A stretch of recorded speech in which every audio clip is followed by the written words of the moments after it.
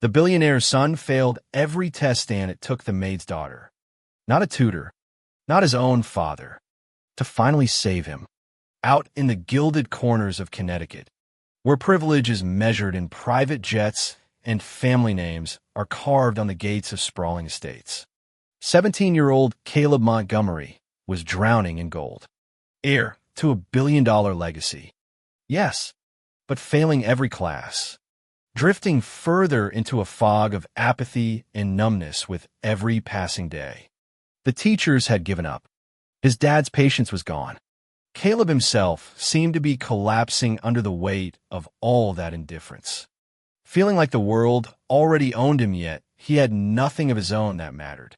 One morning, sunlight spilled across the Montgomery estate's endless lawns, glinting off the windows, the crystal glasses, the perfectly set table in the dining room where Caleb sat, poking at eggs Benedict that might as well have been cardboard. His dad, Harrison Montgomery, a man who filled a room with cold ambition. Not warmth, never looked up from his tablet. When he finally spoke, it wasn't loud, but it cut like ice. Another F. Harrison said, "This time in history, how is that possible? Your great-great-grandfather built railroads. Your grandfather clawed through the Great Depression. I turned a loan into a global tech company, and you can't pass a simple test." "It's boring," Caleb muttered, his voice small. "Boring?" Harrison glared, finally looking up. "That's your story?" Caleb just sank lower in his chair, shrugging, until his dad finally stood up. "Sharp suit, perfect as always. I'm off to Tokyo. Try not to set the house on fire with your lack of ambition." The silence he left behind was deafening. Caleb, prince of a palace, but feeling the cold stone of a prison. School was no better. Northwood Prep School for the ultra-privileged, where the Montgomery Foundation had practically bought his admission. He was known for his last name and his epic academic failures. The other kids whispered, some jealous, most just scornful.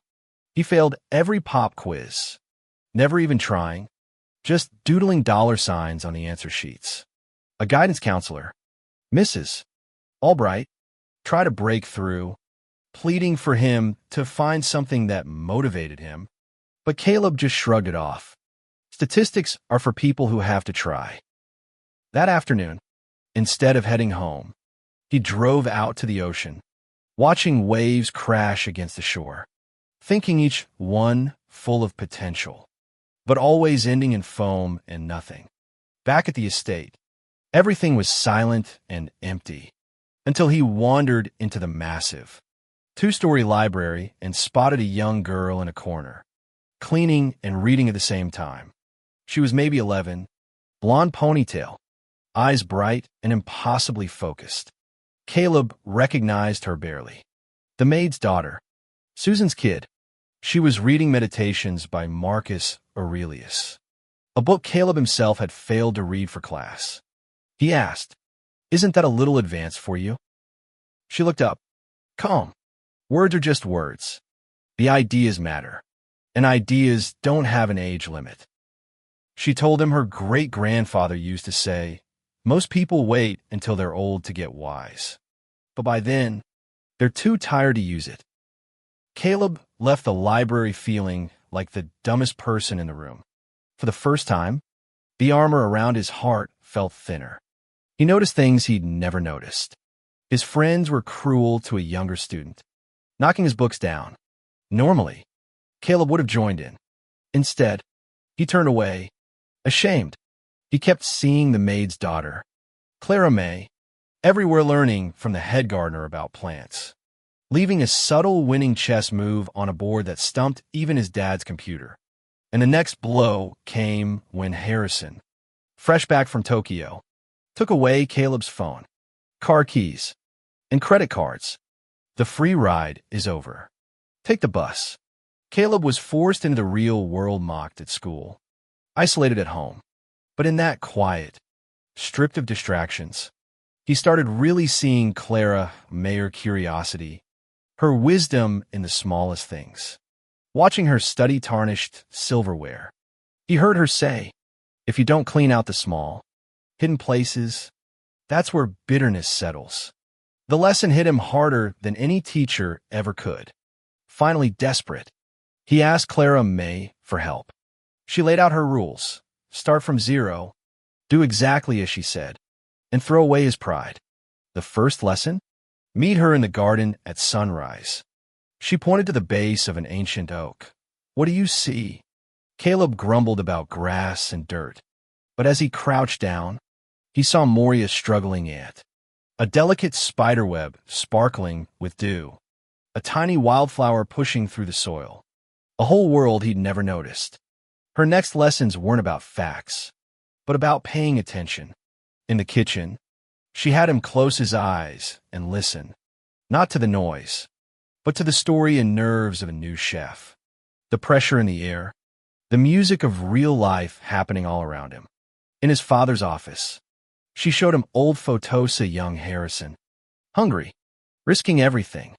An even older photo of his grandfather, stern, teaching that love and approval had to be earned. Suddenly, Caleb saw not a temple of success, but a room full of scars and human struggle. For the first time, he saw his dad not as a tyrant, but as a man afraid of failing his own father. School changed. He started really listening in class. When a classmate mocked the struggles of factory workers, Caleb found himself defending them, seeing their stories instead of just facts. Teachers noticed.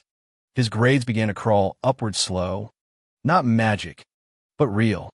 When his father doubted the turnaround, accusing him of cheating, Caleb stood his ground, not raging but seeing. You're blind. Dad, you see a bad investment, not a son. Clara May's final favor came. Help clear my uncle's name. He was framed at your father's company. Using her way of seeing, Caleb dug through company records and uncovered the senior executive, not Clara's uncle, was the real traitor. He handed the evidence to his father, watching Harrison's world collapse and rebuild as he realized what he'd done. Clara May's uncle was exonerated. Caleb switched schools, found meaning in small things, and for the first time, built a real connection with his dad. Not perfect, but honest.